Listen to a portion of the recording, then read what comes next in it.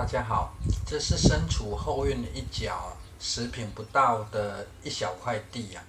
优点是土壤非常肥沃还可以透过地底过滤自动进水啊。但是由于地势低洼，墙外就有灌溉河道经过导致土壤非常湿黏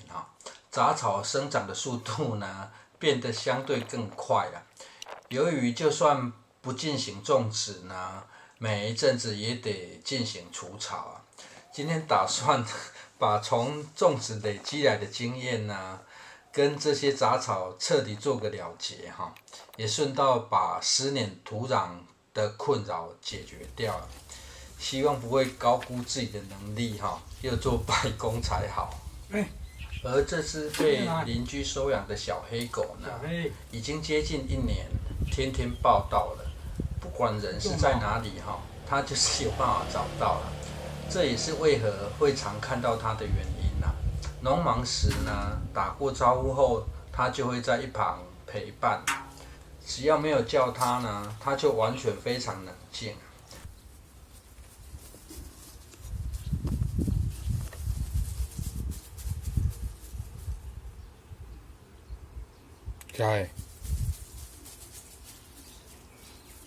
而这株七里香呢，是农历过年前没有带土进行移植啊，但是生长状况一直不好这跟土壤过于潮湿有很大的关系算是个人很大的失误啦。为了补偿它呢，只好把挖到的珍宝花盆送给它这年代久远的花盆呢，因为有缺角经过个人鉴价呢，价格大大的打了折扣由于七里香的根系呢往横向生长就不再帮它修剪根系让它靠边种植就好而唯一能补偿它的呢，就是送它3层不同的土壤。移植完之后呢，避免强日照就先摆到一旁的木瓜树下恢复元气接下来进行矮茎四季豆种植由于此处土壤比较湿黏在播种前呢，先将两侧的土往中间堆高，这样还可以增加土表的表面积尽可能的干湿分离这在浇水时呢，就可以只浇在一旁的沟槽处来避免植株下土壤板结湿黏的状况发生虽然说这样比较浪费种植空间，但是先求有就好毕竟这块地原本也是荒地加上前面种植空间还一堆这里的收获呢，就当是多得的了。至于10坪不到可以种到什么程度呢，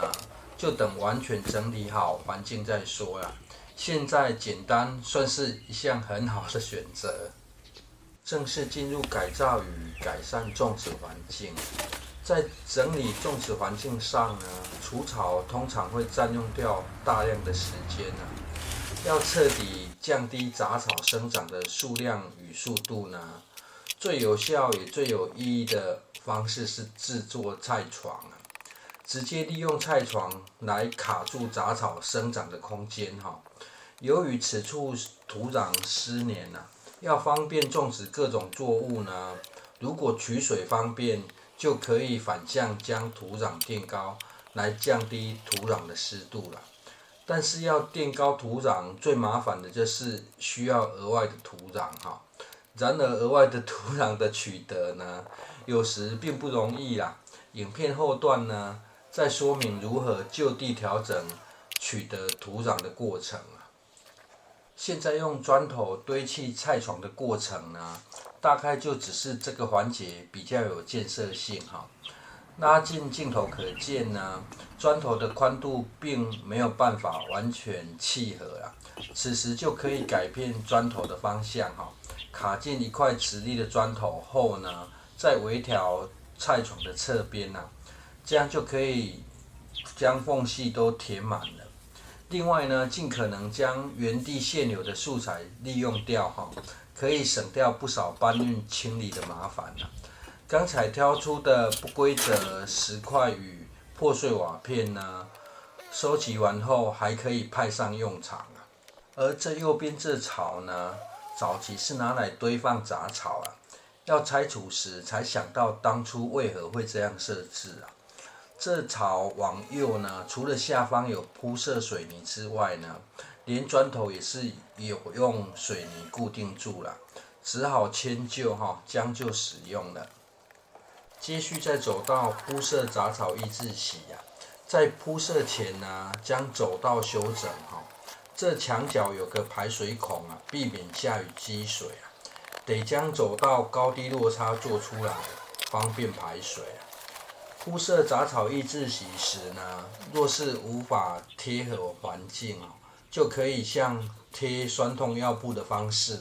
将杂草抑制席剪出一个开口马上就可以简单的服贴环境上的高低落差。排水道两旁土壤垫得比较高，方便排水之外呢，因为相对干燥，侧边长草的机会就会小一点而刚才挑出的碎石头呢，懒得清理就直接往角落摆了。这样此处地势最低洼的地方呢，就算解决掉长草的麻烦。而若是很在意美观日后想再进一步优化呢，碎石头、砖头目前集中在走道两旁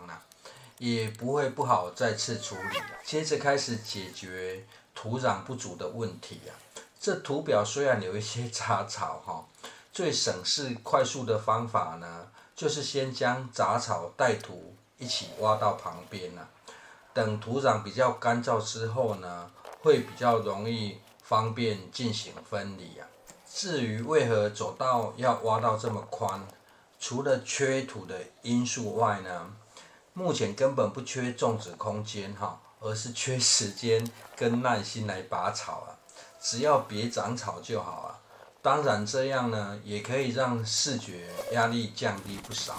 整个环境调整到现在呢，已经发现这样的土壤数量落差有点大，